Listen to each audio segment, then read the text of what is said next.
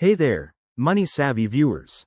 Welcome back to our channel, where we break down the latest tech and finance tips to make your life easier. Today, we're diving into something super practical: how to send money from Venmo to your Chase account in 2025. With the ever-evolving world of digital payments, this process has gotten even smoother, but we'll walk you through it step by step so you can do it confidently and quickly. First things first, make sure you have both a Venmo account and a Chase bank account set up. If you haven't already, download the Venmo app on your smartphone and log in. Once you're in, head over to the menu. It's usually the three lines in the top corner, and tap on Settings. Look for the Banks and Cards or Wallet section. This is where the magic happens. Next, you'll need to link your Chase account to Venmo. Select Add Bank, and choose Chase from the list of options. Venmo might prompt you to verify your account through instant verification or by entering your bank's login details securely. Don't worry, this is standard and keeps your info safe.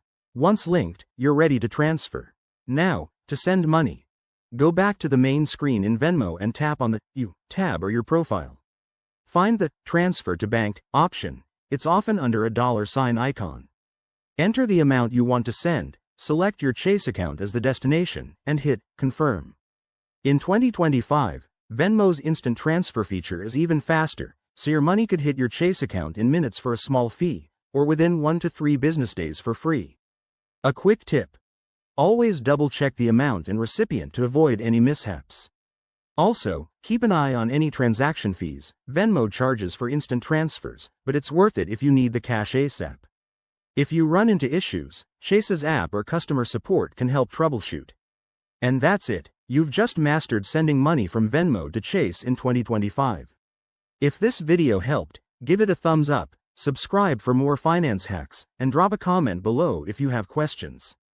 Thanks for watching, and see you in the next one.